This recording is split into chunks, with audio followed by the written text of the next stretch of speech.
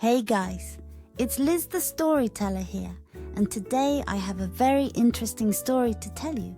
But before I begin, please subscribe to my channel, smash that like button and share this video with a friend and family. Without further ado, here we go.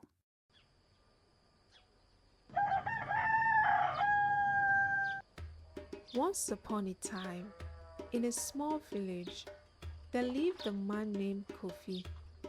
Everyone in his village knew him, not for being kind or smart, but because he was very poor. The villagers laughed at him all the time and called him Empty Pocket Kofi. He had suffered many years of shame, but he never gave up.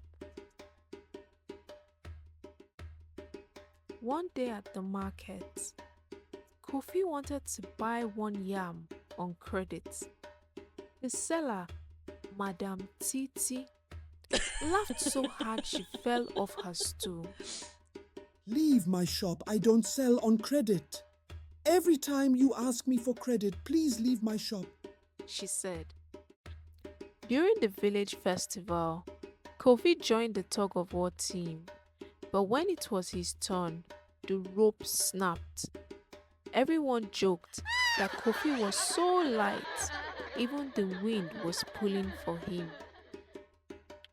Another day, a boy dropped a coin in front of Kofi. When Kofi picked it up to return it, the boy shouted, "Thief!" The whole village chased Kofi, throwing mangoes at him, until the boy explained it was all a mistake.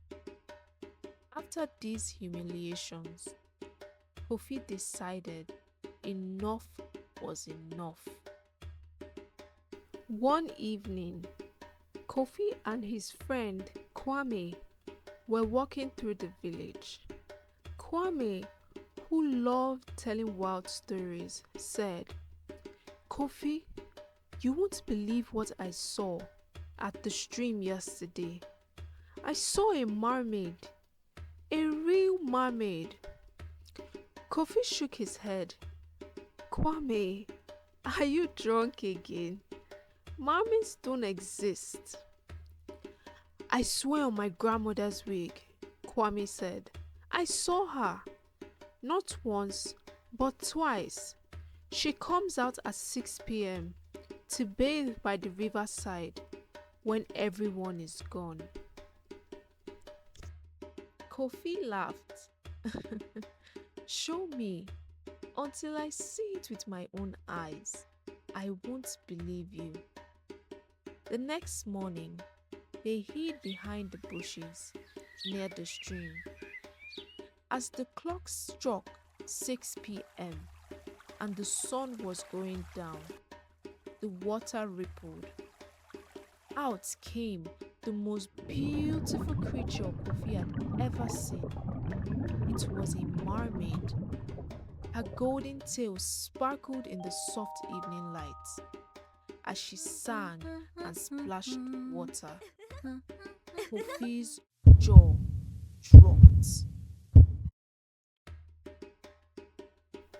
"Kwame," he whispered, "this is it.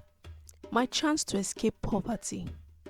That night, Kofi and Kwame came back with a fishing net. They caught the mermaid and dragged her to Kofi's small hut. The mermaid screamed and begged, "Please let me go. I need water or I will die." But Kofi was determined. "Not until you make me rich. I want gold, money, everything." The mermaid begged him, but finally she agreed. "Fine, I'll give you riches, but you must let me go after that." With a wave of her hand, bundles of cash appeared, piled so high they touched the roof. Kofi's eyes sparkled with greed. He didn't even thank the mermaid. Instead, he grabbed the money and ran out to buy a car. At the car dealership, Kofi walked in proudly. I'll buy all the cars. The dealers burst into laughter. Sir, are you joking? These cars are expensive. Please leave. But when Kofi threw cash on the table, the dealer's laughter stopped. In shock, the dealer sold him every car. Kofi returned to the village in a convoy of shiny cars, honking and waving. He built a big mansion, threw loud parties, and hired guards to keep away those who used to mock him. The villagers were jealous, but also amazed. But Kofi made a big mistake. He forgot the mermaid needed water to survive. A few days later, Kofi's riches began to disappear. His cars turned to rust. His mansion collapsed. Even the cash he flaunted turned into dead leaves. Terrified, Kofi rushed back to his hut. He found the mermaid weak and barely alive. "You fool," she whispered. "I told you I needed water. My magic is fading, and now everything I gave you is gone." Kofi fell to his knees. "Please forgive me.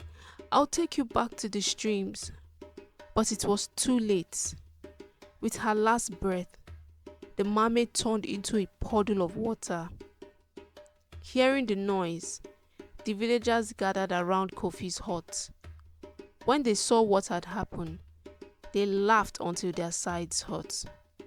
"Kofi, you went from empty pockets to empty brains," they said. And so, Kofi lost everything. No mermaid, no riches, and no dignity.